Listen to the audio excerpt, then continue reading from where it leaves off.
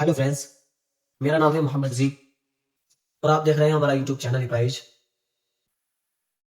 तो जैसे कि हमने पिछली क्लास में प्रस्तावना के कुछ शब्दों का वर्णन किया था जो बहुत महत्व थे, तो इसी तरह से जो कल शब्दों का हमने वर्णन किया था, जैसे हम भारत के लोग भारत को एक ऐसा संपूर्ण प्रभुत्व संपन्न समाजवादी पंथ निरपेक्ष लोकतंत्रात्मक का राज्य बनाने के लिए तथा उसके समस्त नागरिकों को सामाजिक न्याय, आर्थिक न्याय और राजनीतिक न्याय, कल हमने यहीं तक क्लास ली थी। और राजनीतिक न्याय। तो आज आज हम शुरू करते हैं। तो पहला पॉइंट है विचार, यानी थॉट। इसका मतलब है कि भारत का कोई भी नागरिक अपनी किस तरह की सोच रखता है, अपने मन में किस तरह की सोच रखता है, कैसी थॉट रखता है, या कोई भी नागरिक अपने लिए या किसी के लिए किस तरह की सोच रखता है, विदाउट इलीगल इलीगल नहीं होनी चाहिए। तो हमारे भारत में हर नागरिक को अपनी निजी सोच रखने की पूरी स्वतंत्रता है, पूरी आजादी है कि कोई भी व्यक्ति अ, अपने मन में किस तरह की सोच रखता है। हर व्यक्ति को स्वतंत्रता है। हमारे भारत में हर नागरिक को स्वतंत्रता है। अगला पॉइंट है अभिव्यक्ति, यानी कोई भी व्यक्ति अपने किस तरह के एक्सप्रेशन रखता है, यानी किस तरह की विचारधारा रखता है। यानी हर व्यक्ति अलग अलग तरह की विचारधाराएं रखता है। कोई किसी तरह की विचारधारा रखता है, कोई किसी तरह की विचारधारा रखता है। हर व्यक्ति को अपनी जो उसकी विचारधारा है, जो अपने अपने निजी राय है उसकी, यानी वो लोगों के सामने किस तरह से अपने एक्सप्रेशन रखता है। हर नागरिक को कि वो अपनी विचारधारा को लोगों के सामने किस तरह से रखता है, किस माध्यम से रखता है, या अपनी विचारधारा को लोगों के सामने सोशल मीडिया के जरिए या फोटोग्राफी के जरिए या और अलग अलग माध्यम से, किसी भी माध्यम से लोगों के सामने अपनी निजी राय या अपनी जो विचारधारा है वो लोगों के सामने रख सकता है। इस तरह की हमारे भारत में हर व्यक्ति को, हर नागरिक को पूरी आजादी है, पूरी स्वतंत्रता है। और अगला पॉइंट है विश्वास। विश्वास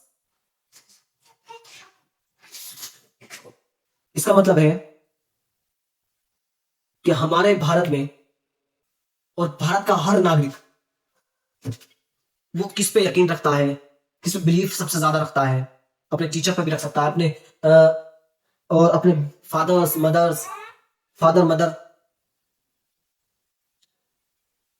किसी पे भी सबसे ज्यादा फादर अपने पेरेंट्स पे भी यकीन रख सकता है, और टीचर पे भी रख सकता है, अपने दोस्त पे भी सबसे ज्यादा विश्वास रखते हैं।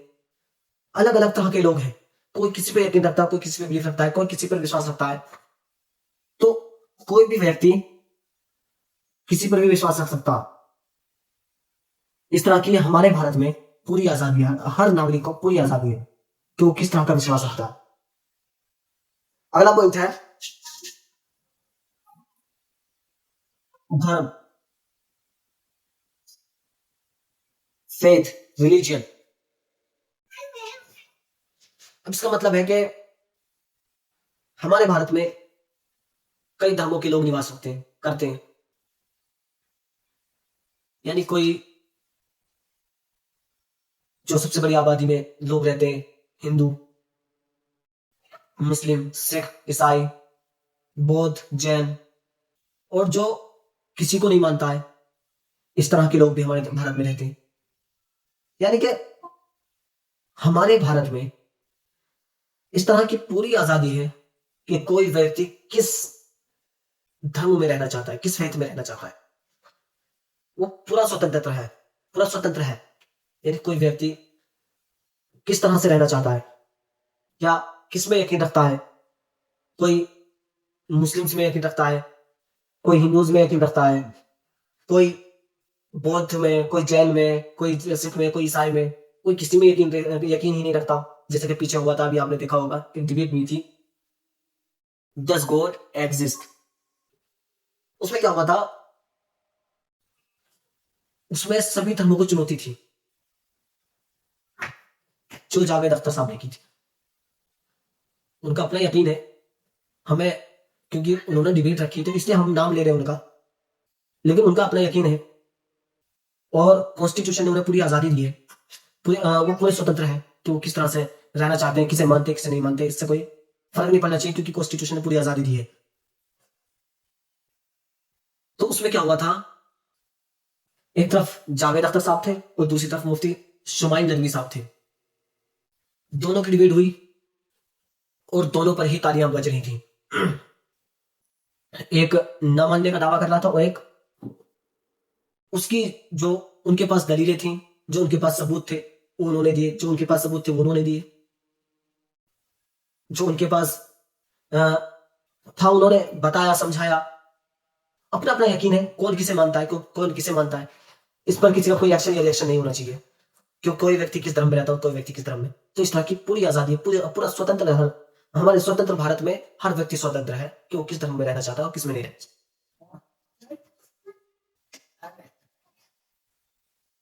अब अगला पॉइंट आता है,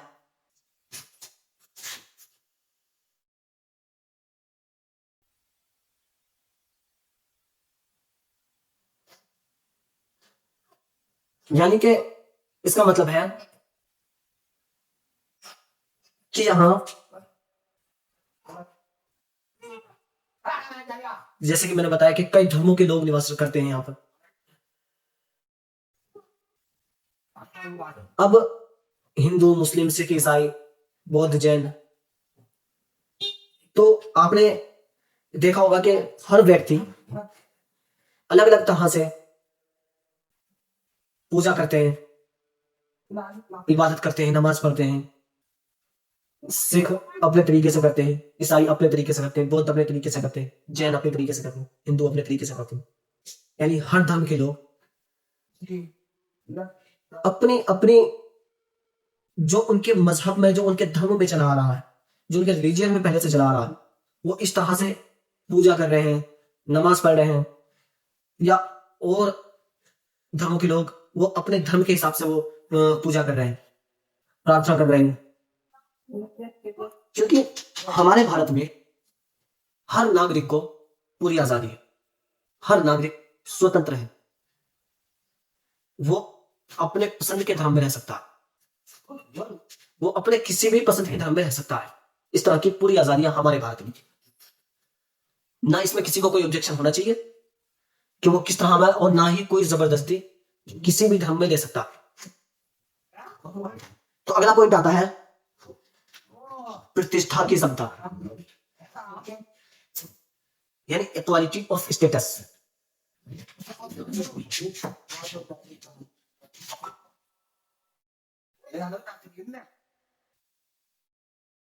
प्रतिष्ठा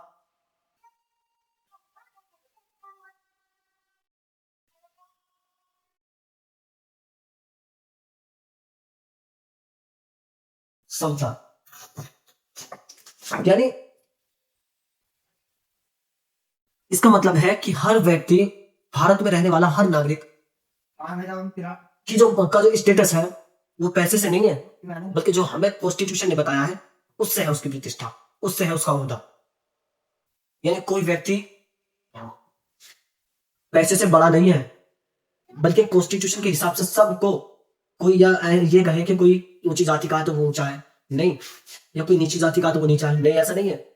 हमारे भारत में सबको इक्वल देखा गया है, यानी वो सबका सम्मान बराबर है, किसका स्टेटस बड़ा नहीं है और किसका स्टेटस छोटा नहीं है, कोई प्रतिष्ठा में छोटा नहीं, कोई प्रतिष्ठा में बड़ा नहीं।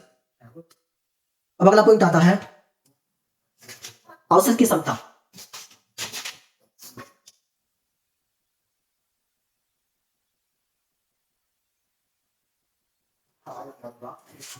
अवसर की समता।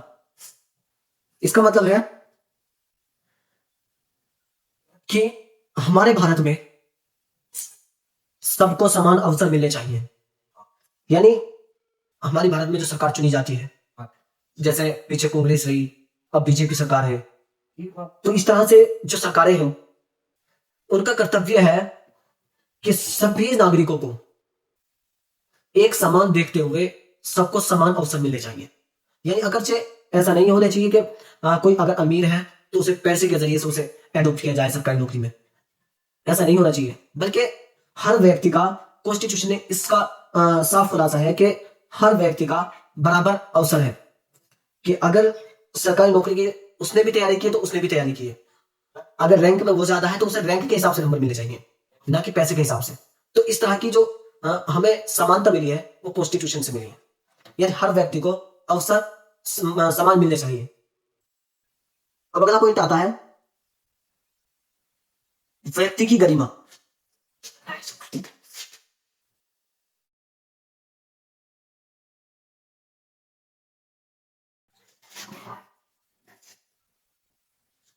व्यक्ति की गरिमा,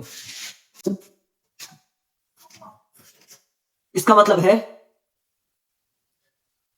कि हर व्यक्ति का जो सम्मान है, हर व्यक्ति का, चाहे वो ऐसा नहीं है कि किसी भी व्यक्ति का सम्मान बड़ा हो या किसी व्यक्ति का सम्मान छोटा हो। हमारे भारत में व्यक्ति की गरिमा और राष्ट्र की एकता और अखंडता, यानी इसका मतलब है कि हमारे जो भारत, हमारा जो भारत है और भारत के जो हर नागरिक का जो सम्मान है, जो गरिमा है, भारत के हर नागरिक की जो गरिमा है वो सबकी बरकरार रहनी चाहिए। ना कि किसी की गरिमा यानी किसी का सम्मान बढ़ाया जाए या छोटा किया जाए, या किसी की इंसल्ट की जाए, या उसे मतलब ये कि उसकी बेइज्जती एक आमतौर पर अगर लिया जाए तो बेइज्जती की जाए, ऐसा नहीं है। बल्कि सबका सम्मान यानी सबकी गरिमा, हर व्यक्ति की गरिमा बराबर है। राष्ट्र की एकता मतलब, इसका मतलब है कि हमारे भारत में है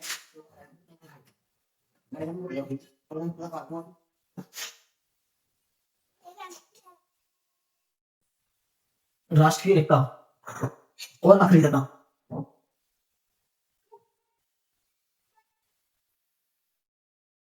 और अखंडता, इसका मतलब है कि हमारे भारत में जो एकता है वो बरकरार रहनी चाहिए। हमारे भारत की जो मेलजोल से हम, जो भाईचारे से हम पहले से रहते आ रहे हैं, वो हमें रहना चाहिए इसी तरह से। इसीलिए तो हमारा इसमें कहा गया है कि व्यक्ति की गरिमा और राष्ट्र की एकता और बंधुता को सुनिश्चित करने वाली, बंधुता को बढ़ाने के लिए, यानी जो हम मेल जोल से रहते हैं, यानी जो जिस तरह से हम भाईचारे से रहते हैं इसी तरह से हमें रहना चाहिए। बल्कि जातिवाद या धर्म की लड़ाई इस तरह से हमें नहीं रहना चाहिए। ये कॉन्स्टिट्यूशन और संविधान के खिलाफ है, क्योंकि कॉन्स्टिट्यूशन ने हर धर्म के लोग को और हर व्यक्ति को बराबर सम्मान और बराबर हर धर्म के लोगों को बराबर की इज्जत दी है, बराबर की प्रतिष्ठा दी है। कोई छोटा या बड़ा नहीं है, हर व्यक्ति की बराबर गरिमा है। इसलिए व्यक्ति की गरिमा और राष्ट्र की एकता और बंधुता को, राष्ट्र की एकता और अखंडता सुनिश्चित करने वाली बंधुता को बढ़ाने के लिए दृढ़ संकल्प होकर हम इस संविधान सभा में 26 नवंबर 1949 को दृढ़ संकल्प होकर हम इस प्रस्ताव को पेश करते हैं, अंगीकृत और अधिनियमित और आत्मर्पित करते हैं। इस तरह से उस वक्त जो संविधान सभा में जो 284 लोगों के सिग्नेचर्स हुए, यहाँ से ये पूरी प्रस्तावना को हमने आपको पूरी तरह से बताया कि इस प्रस्तावना में कौन सा शब्द किस तरह से और किस तरह से यूज किया गया है। तो आज हमारी प्रस्तावना कंप्लीट होती है और हमने इसको एक एक शब्द को, हाँ, प्रस्तावना के एक एक स्तंभ को हमने अच्छी तरह से उसका वर्णन किया है और उसका आपको पूरी तरह से हमने समझाया है कि प्रस्तावना से हमें इससे क्या मिला है और क्या हमको मिलना चाहिए, क्या बताया है हमें। इस तरह से हमें सब कुछ प्रस्तावना में दिया गया है। तो अब कल स्टार्ट करेंगे हम आर्टिकल्स। तो इस तरह से आज की क्लास समाप्त होती है। थैंक यू, धन्यवाद, जय हिंद, जय हिंद।